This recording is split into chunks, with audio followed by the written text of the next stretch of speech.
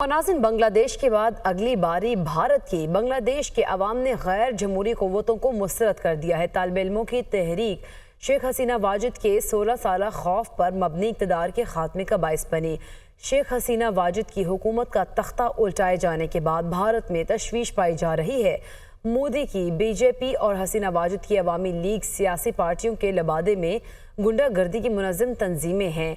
आपको बताएं कि बांग्लादेश के बाद अगली बारी भारत की है। एक सवालिया निशान बनता जा रहा है। इसी पर बात करेंगे। ज़फ़र हाशमी हमारे साथ मौजूद हैं। जी ज़फ़र हाशमी, आगाह कीजिएगा इस हवाले से। जी, बांग्लादेश में जो सूरत हाल रूनुमा हुई है और जिस तरह वहाँ तलबा की जानिब से तहरीक चलाई गई जो शेख हसीना वाजिद के 16 साल इक़्तिदार के खात्मे का बाइस बनी, वही सूरत हाल और उसी तरह का जो तर्ज हुक्मरानी है वो भारत में नरेंद्र मोदी का है। और यही वजह है, ये कहा जा रहा है कि अब बांग्लादेश के बाद अगली बारी भारत की हो सकती है।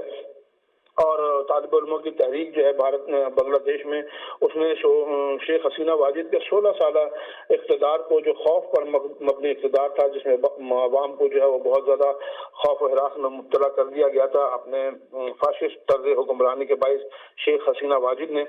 और अब शेख हसीना वाजिद की हुकूमत का तख्ता उल्टाए जाने के बाद हमसाया ममालिक बिलखुसूस भारत में जो है वो तशवीश पाई जा रही है। मोदी सरकार और हसीना वाजिद की सियासत में इंतहा दर्जे की जो मुमासलत है वो पाई जाती है। मोदी की बीजेपी और हसीना वाजिद की अवामी लीग सियासी पार्टियों के लिबादे में गुंडागर्दी की मुनज़्ज़म तंजीमें जो है वो कही जा सकती हैं। बीजेपी भी अवामी लीग की तरह माशरती तशद्दुद, नाइंसाफ़ी और इंतकामी सियासत जैसे ओछे हथकंडे अपने सियासी मकासद के हुसूल के लिए इस्तेमाल करती है। बीजेपी और अवामी लीग ने भारत और बांग्लादेश में आज़ादी इज़हार राय और आज़ादी सहाफ़त जैसे बुनियादी उसूल जो हैं सलब कर रखे हैं। मौजूदा सूरत हाल का जायजा लेते हुए मुतअद्दिद भारतीय सियासतदानों का ये कहना है कि भारत में भी बांग्लादेश ठीक है। बहुत शुक्रिया ज़फ़र हाशमी, आप हमें आगाह कर रहे थे।